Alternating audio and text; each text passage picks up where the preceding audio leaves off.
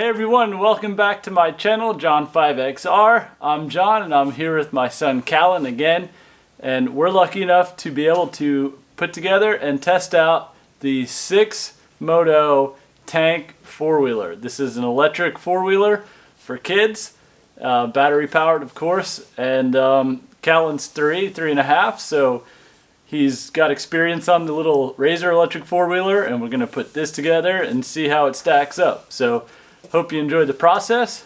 You want to tell him anything? What do you want to tell him?